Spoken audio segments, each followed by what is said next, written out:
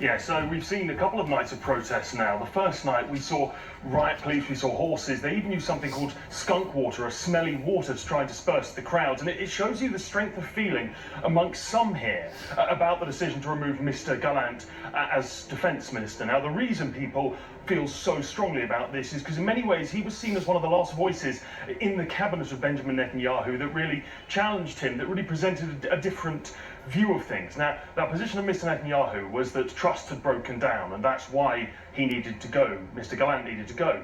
But when the defence minister, former defence minister, I should say, resigned, he painted a rather different picture. He said there were three key areas of disagreement between the two. Now, number one was the need for a hostage deal. He said it would be painful for the country, but it was a compromise that they could do. The second one is to do with conscription. Now, in this country, all Israelis have to serve in the armed forces, but there are exemptions for members of the ultra-Orthodox community, and that's something that Mr. Gallant wanted to change, but something that the Prime Minister was opposed to because his coalition government depends on the support of ultra-Orthodox parties. And then finally, there's the need for an inquiry into the events of October the 7th, and it was those 3 points that proved irreconcilable between these two men, and it's seen Mr. Gallant lose his job, and it's now seen these protests and also a challenge in the courts. But the court today did decide that Mr. Netanyahu was within the law to fire Mr. Gallant.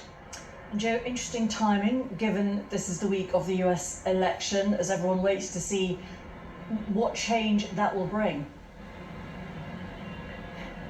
Yeah, absolutely. So this happened just a few hours before polls closed in America. We don't know if there was a connection or it's just coincidence. And really, something like this would be making front-page headlines around the world in any other time, but it was rather overshadowed by events in America. But there is a connection between them, and potentially the direction of travel it shows for Israel's wars against Hamas in Gaza and Hezbollah in Lebanon.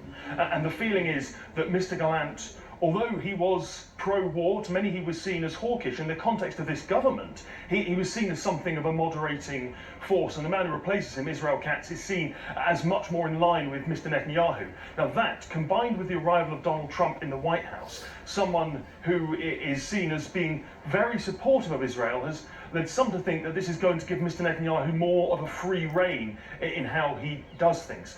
It is worth pointing out there is another school of thought here, and we really don't know which one of these is going to prove to be the case, that Donald Trump said in his speech declaring victory that he would end wars. And there have been reports in authoritative newspapers here in Israel saying that Mr. Trump, when he met Benjamin Netanyahu, I believe in Mar-a-Lago in July, that he had said to him he wanted to see the wars that Israel was carrying out, he wanted to see them finished by the time he took office. Now that's, I think, on January the 20th. And there is a school of thought, as I say, that it might be that the arrival of Donald Trump will actually hasten the end of this conflict. But it really is worth pointing out that, as with anything with Donald Trump and foreign policy, we really are guessing. Joe Inwood, for now. Thank you.